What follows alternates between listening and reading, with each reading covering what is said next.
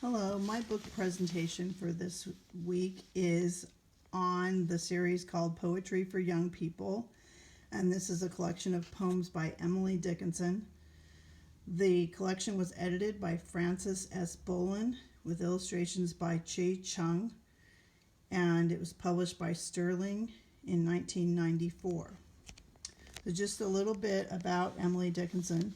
She was born on December 10th, 1830 in Amherst, Massachusetts, and she died on May 15th, 1886, also in Amherst. At the beginning of this book, there's a really nice introduction that's very accessible to children, in which it says, "Hope is the thing with feathers," wrote Emily Dickinson. She wrote about hope as well as flowers, birds, people, life, and death. Ordinary things, but she had such a vivid imagination that she seemed to get inside these things and look at them in a new way. So this is a collection of 35 poems with illustrations, and 7 of the poems are riddles, which my kids really enjoyed. None of the poems are watered down. They're exactly the way they were written. And some of our favorites are, when my son was a little boy, he loved trains. And so this particular poem is a riddle about trains. And as you can see, it has this illustration of a train going through a valley with a town. And then we have the poem. And then we have our vocabulary words. So in this book, each poem has vocabulary words that would not be familiar to children, which makes it really convenient. This poem has a lot of big words: prodigious, supercilious, shanties, Cory, Boanerges, omnipotent.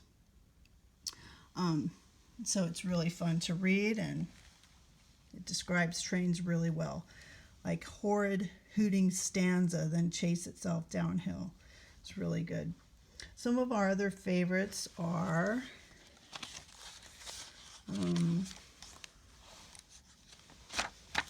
hope is the thing with feathers that perches in the soul. And here's our vocabulary words: gale, abash, extremity. And the pictures. Another one that's really entertaining is I'm nobody, who are you? And here's our vocabulary words: banish and bog. And then there's one that most people are familiar with on faith. I never saw a moor, I never saw the sea, yet know I how the heather looks and what a wave must be. I never spoke with God, nor visited in heaven, yet certain am I of the spot, as if the chart were given. So the age range for this book on Amazon and Barnes and Noble and so forth, where they sell this book, it says 8 to 12 years and grade level 3 to 6. However, I believe it depends on how you read the poems to the children. I like this book because of the illustrations of vocabulary help for each poem. I started reading these poems to my kids when they were between 5 and 6 years old, at about the time they were starting to be able to read independently. So I would present the poems in different ways, depending on the age of the child. Right at first, I would teach them the meaning of the unfamiliar words in the poem, and then just read the poem and talk with them about how the poem made them feel or what they envisioned in their minds. So for example, the poem, There Is No Frigate Like a Book. So if we read the story, first we'd look at the vocabulary words. Frigate is a medium-sized warship with sails. Coursers are graceful, swift horses. And then I would look through the poem. There's other words that they might not know, like traverse or frugal. And so then, and here's the picture. So then we read the poem. There is no frigate like a book to take us lands away, nor any coursers like a page of prancing poetry. This traverse may the poorest take without oppressive toll. how frugal is the chariot that bears a human soul. So then, after we read that, they should be able to get that reading a book is like going on an adventure in your imagination. So then, as they get older, I would introduce other ideas, like literary terms, including simile, personification, alliteration, and metaphor if it was applicable, and continue to delve deeper into the meaning. So in this poem we have simile, a ship is like a book, or horses are like the page of a book. We have personification, prancing poetry, frugal chariot. We have alliteration in pages of prancing poetry. And then we have a metaphor. A book is a chariot. So then as we dig into the meaning more, as the kids get older, in literature, a chariot is generally means a stately carriage that carries nobility. And so this implies that each human soul is noble. So one time I asked one of my daughters, she was probably about 10 or 11, I said, what kinds of books have you read that might qualify as bearing the human soul? And she came up with some good answers, and one thing she said, which I thought was a great answer, was the scriptures. So finally, since all of my kids have had some sort of music training starting at age 8, I would use poetry to teach them about rhythm and meter.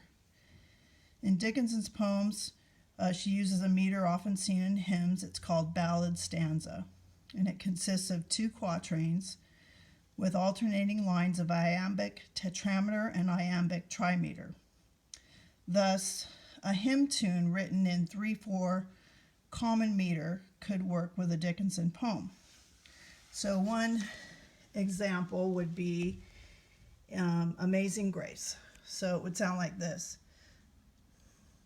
There is no frigate like a book to take us lands away, nor any coursers like a page of prancing poetry. So you'll just have to excuse my voice. It's not super great right now. But another hymn tune that we're familiar with from our hymn book is How Great the Wisdom and the Love. It works out really well with that hymn too. So that would sound like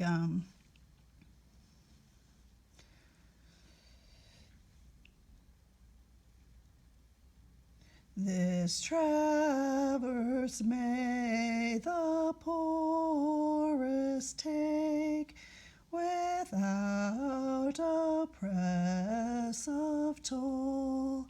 How frugal is the chariot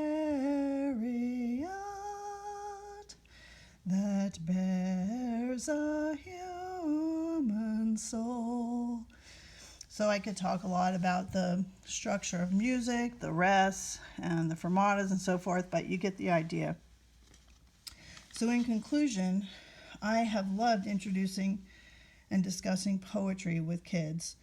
In the closing paragraph of the introduction of this book, it says that Emily wrote in a letter, quote, "To live is so startling, it leaves little time for anything else," close quote. Living, thinking, and imagining were a full-time job to Emily Dickinson. She believed that feelings are to be thought about, not put aside. Perhaps she wrote to capture what she noticed, what she imagined, and how she felt. I believe there's so much for children to learn about life through the extraordinary power of words.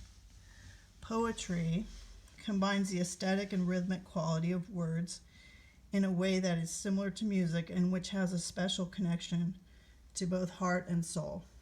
I hope you've enjoyed looking through this collection of Emily Dickinson poems. The Poetry for Young People series has over a dozen poets in the series. And I hope that you can go to this particular series and find a poet you like and enjoy reading it to kids.